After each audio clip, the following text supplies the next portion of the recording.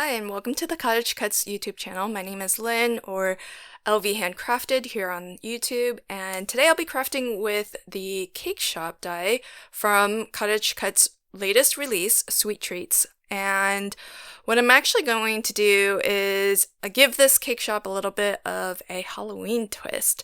So I'm combining this die, which you can see has so many fabulous details for lots of little cakes and sweets, and you can add as much or as little of that detail as you'd like. I've already die cut everything out of solid color cardstock and assembled everything. And what I'm combining it with is the Spooky Camper die set, which you can see off to the left there. And that gives me a lot of really fun Halloween elements to play with. So I'll actually be making 2 cards in this video using both of these die sets. And the interesting thing with the CottageCutz dies is that it's all on one die plate, but you have everything that you need to cut out all of these individual elements. And that's awesome because then you don't have to deal with little dies that maybe you have to like really keep track of because they tend to kind of fly and drop all over the place, right? So it's nice when everything is all on one die plate for you. And what I do is I just use up scraps because some of these elements are pretty small, so you don't really need a lot of cardstock. And by die cutting out of solid color cardstock, you don't have to worry about coloring in these small little pieces. So if you are interested in actually seeing me assemble all of these pieces, feel free to pop on over to my channel. I have a longer video where I keep all of that footage in case anyone is interested in sort of seeing how to assemble all of this. But for the sake of this video, since I am showing 2 cards, I wanted to keep it relatively short. And as you can see, this Cake Shoppe is so versatile. You can really theme it however you like. So if you have, there's some really fun Christmas themed die sets within the Scrapping College website. I think there's even a Christmas camper even. And so a lot of those elements you could, they're the same scale, so you can use them to re-theme your Cake Shoppe, just like how I'm re-theming this for Halloween. And I should also mention that CottageCutz is generously offering a giveaway. So if you'd like to actually be in for a chance to win the Cake Shoppe die set, then be sure to subscribe to the CottageCutz YouTube channel, like this video, and leave a comment below. And I'll be randomly selecting a winner, and in my next video I'll announce who the winner is. So stay tuned to see if you've won.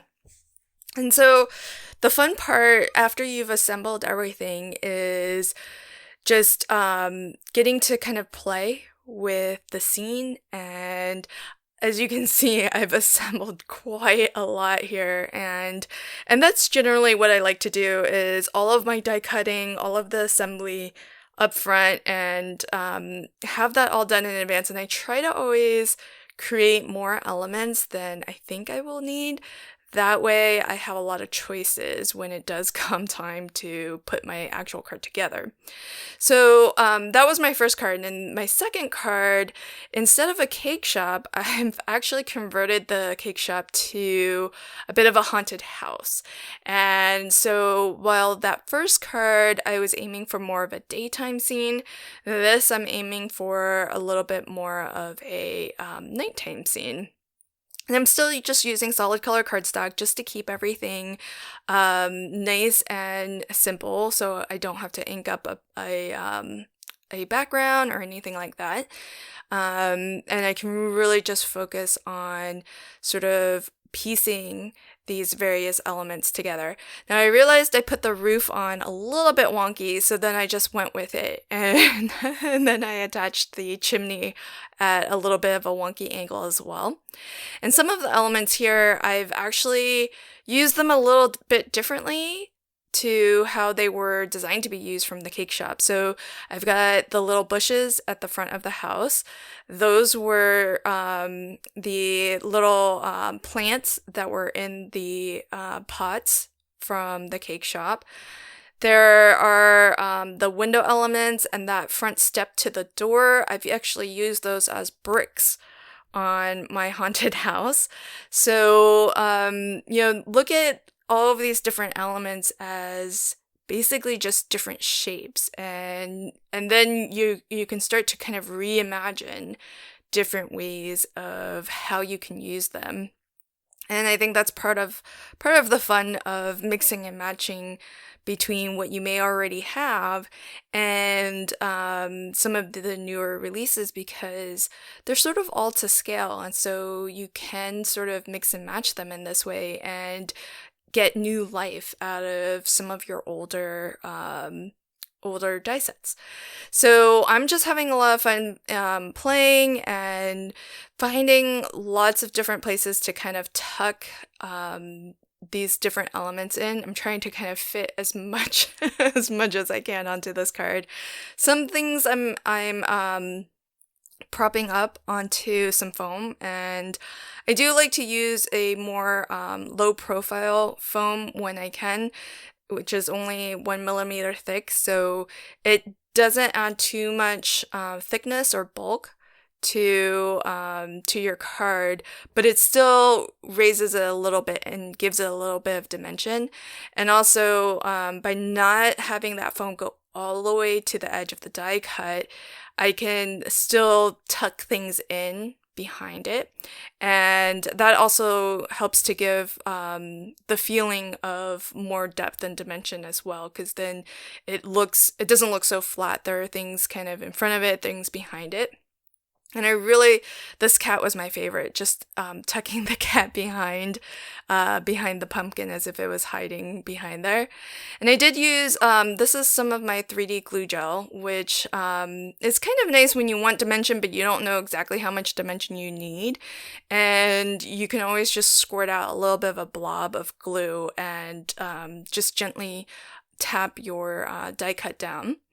And give it plenty of time to dry, and then it'll dry rock hard and hold that dimension for you. So the last little touch was to add a sentiment. This one I stamped in my stamp positioning tool directly onto the card, and in my second card, the Haunted House card, I stamped with clear Versamark ink and white heat embossed the sentiment. So fun, lots of little details, and as you can see, you can do a lot with this Cake Shop die set. So don't forget to subscribe to this channel, like and leave a comment if you'd like to be in for a chance to win it. Thanks so much for joining me today. Until next time, happy crafting and have a fantastic day. Bye!